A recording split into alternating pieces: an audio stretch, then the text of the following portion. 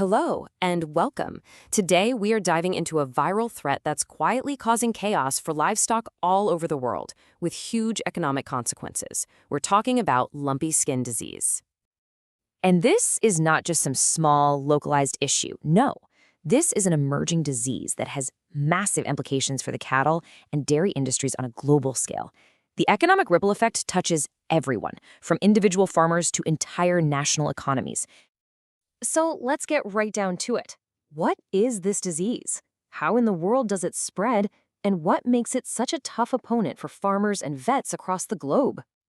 All right, to really get a grip on this threat, we've got to start at the beginning, with the virus itself, its history, and how it managed to travel all over the world. Okay, so at its core, lumpy skin disease, or LSD for short, is caused by a virus. It's part of the Poxviridae family, which basically makes it a nasty cousin to the viruses that cause sheeppox and goatpox. And its main targets are cattle and buffalo, no matter their age. Now, here's where the story gets really interesting. For decades, this disease was pretty much confined to Africa. But then, look at the timeline. It takes this dramatic leap. By 2019, it's in India, and today it's spreading like wildfire across the globe. And that, right there, is why it's become such an urgent problem. And this is a huge deal. The World Organization for Animal Health has officially classified it as a notifiable disease. That isn't just bureaucratic jargon. It's basically a global red alert that says, this is a major threat, and any outbreak has to be reported to international authorities immediately. So, you might be wondering, how on earth does a virus like this travel so fast and so far? Well, figuring out how it's transmitted is the absolute key to understanding why it's so successful and so destructive. The number one culprit is something called an arthropod vector. Now, put simply, we're talking about biting insects. You can think of them like tiny, flying, dirty needles carrying the virus from an infected animal straight to a healthy one. And here are the main members of the gang, the virus's accomplices. You've got mosquitoes, biting flies, and ticks. They're the getaway drivers, mechanically spreading the virus with every single bite. This makes it incredibly hard to contain because, well, your enemy can fly. But it doesn't just stop with the bugs. This virus is alarmingly tough. It's present in nearly all of an animal's bodily fluids. That means a calf can get it from its mother's milk, and it can even be passed on through semen, either naturally or through artificial insemination. So, what actually happens when an animal gets infected?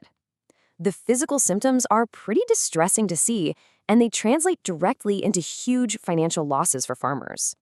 This is the classic telltale sign of the disease, and it's how it gets its name. An infected animal develops these hard, raised nodules, sometimes just a handful, other times covering its entire body. And these aren't just on the surface. They are deep, full-thickness lesions. And the consequences of this are just crushing for farmers. Milk production plummets, animals can become infertile, or pregnant cows can have abortions. The animal's hide, which is a valuable product, is completely ruined. And even if an animal survives, it's often left weak and struggling to thrive. And here's why the hide damage is so bad. The core of these nodules actually dies off. It becomes necrotic.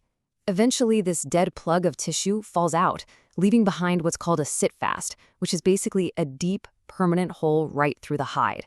It makes it commercially worthless. Now, when you first see the typical death rate, you might think, okay, that doesn't sound too catastrophic. On average, about 1 to 3% of infected adult animals will die from this disease. But, and this is a huge but, that number is dangerously misleading. In a severe outbreak, or in more vulnerable groups like young calves, the death rate can skyrocket to a staggering 40%. You can lose nearly half your herd.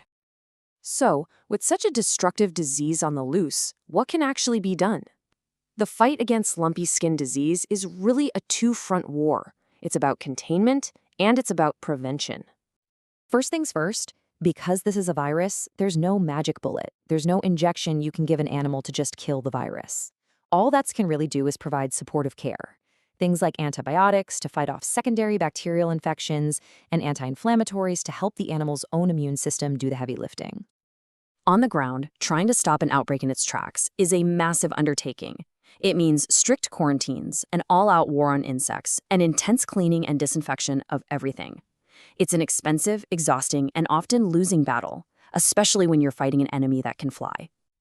So while trying to contain it is a necessary reaction, what's the real long-term fix? Well, on this, the scientific community is pretty much unanimous. And this really lays it all out side by side. On one hand, you have the containment efforts, the quarantines and insect control. That's all reactive, it's plain defense. But on the other side, you have the ultimate offense, proactively building herd immunity through mass vaccination before the disease ever gets a chance to strike. That's the real game changer. And all of this brings us to a final, much bigger question. We know lumpy skin disease is spread by insects, and we know that a warming climate is letting these bugs expand their territory. So this isn't just about LSD anymore. You could say it's a warning shot. How do we get ready for a future where animal diseases like this can travel further and faster than ever before?